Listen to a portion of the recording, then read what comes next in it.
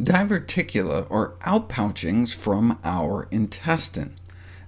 Doctors like using a tire analogy. High pressures within the gut can force the intestines to balloon out through weak spots in the intestinal wall, like an inner tube poking out through a worn tire tread. This is what they actually look like. These pockets can become inflamed and infected, and to carry the tire analogy further, can blow out, spilling fecal matter into the abdomen or the bladder and lead to death. Symptoms can range from no symptoms at all, to a little cramping and bloating, to incapacitating pain that is a medical emergency. 9 out of 10 people that die from the disease never even knew they had it. But the good news is that there may be a way to prevent the disease. Diverticular disease is the most common intestinal disorder, affecting up to 70% of people by age 60. If it's that common, though, maybe it's just an inevitable consequence of aging? No, it's a new disease. In 1907, 25 cases had been reported in the medical literature. Not in 25% of people, but 25 cases, period. And they're kind of hard to miss on autopsy. 100 years ago, in 1916, it didn't even merit mention in medical and surgical textbooks. The mystery wasn't solved until 1971. How did a disease that was almost unknown become the most common affliction of the colon in the Western world within one lifespan?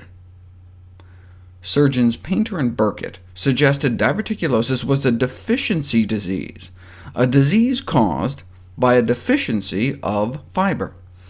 In the late 1800s, roller milling was introduced, further removing fiber from grain, and we started to fill up on fiber-deficient foods like meat and sugar. A few decades of this, and diverticulosis was rampant. This is what they thought was going on. Just as it would be easy to squeeze a lump of butter through a bicycle tube, it's easy to move large, soft, moist intestinal contents through the gut. In contrast, try squeezing through a lump of tar. See, when we eat fiber-deficient diets, our feces can become small and firm, and so our intestines really have to squeeze down hard to move it along. And this buildup of pressure may force out those bulges. And eventually, a low-fiber diet can then sometimes lead to the colon literally rupturing itself. If this theory is true, then populations that eat high-fiber diets would have low rates of diverticulosis, and that's what's been found. More than 50% of African Americans in their 50s were found to have diverticulosis, compared to less than 1% in African Americans eating traditional plant-based diets. And by less than 1%, we're talking 0 out of a series of 2,000 autopsies, 2 out of 4,000 in Uganda. That's like 1,000 times lower prevalence.